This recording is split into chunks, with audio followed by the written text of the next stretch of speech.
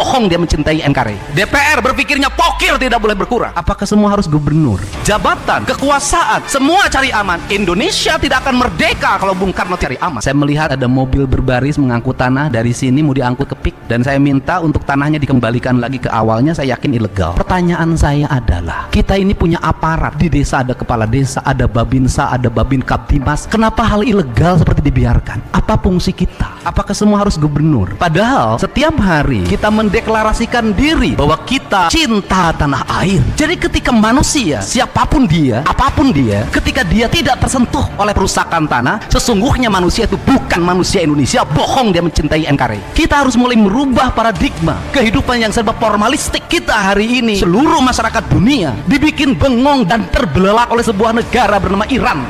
Dia melakukan sesuatu di luar dugaan seluruh rakyat dunia. Kekuatan perang yang bernilai triliunan, pesawat tempur, kapal, missile, dan semuanya rontok oleh barang-barang yang hanya ratusan juta. Tapi bukan urusan ratusan jutanya. Satu, ini penting bagi orang Jawa Barat. Mereka bangga terhadap peradaban Persia, dan dia sudah merasa kami sudah menjadi bangsa besar sejak 5.000 tahun yang lalu. Kami bangsa beradab sehingga tidak boleh ada satupun manusia yang menginjak-injak peradaban kami. Pemimpinnya, imamnya lebih memilih hidup syahid di awal dibanding dia selamat tapi negaranya diinjak. Pertanyaannya adalah, di Indonesia adakah tokoh yang seperti ini? Dipersiapkan pendidikan yang gratis untuk rakyatnya dari mulai TK sampai perguruan tinggi. Anak-anaknya sekolah, membuat dia menjadi kreatif, inovatif, membuat dia menjadi bangsa yang memiliki spirit yang kuat. Efisiensi dalam APBN-nya hanya 1.000 triliun, alokasi pertahanannya 132 triliun, penduduknya 92 juta, tapi mampu menjadi bangsa yang tegak. Tidak akan ada kemajuan Jawa Barat kalau apa? Cara berpikir kita semua normatif. Gubernur berpikirnya bagaimana terpilih lagi. ASN berpikirnya tukin tidak boleh berkurang. DPR berpikirnya pokir tidak boleh berkurang. Semua orang berpikir normatif. Jabatan, kekuasaan, semua cari aman. Indonesia tidak akan merdeka kalau Bung Karno tidak cari aman. Indonesia tidak akan lahir tokoh-tokoh besar kalau semua orang cari aman. Kalau semua cari aman, berpikir hanya karir dan masa depan, saya tidak meyakini kita akan maju. Yang penting pegawai negeri kelihatan oleh pimpinannya, maka negeri ini tidak akan sampai puncak kemajuan. Kenapa? Tidak ada orang yang melakukan dialektika pengabdian sebagai abdi negara, sebagai bayangkari negara secara total pada negara kesatuan Republik Indonesia. Tidak akan pernah tercapai.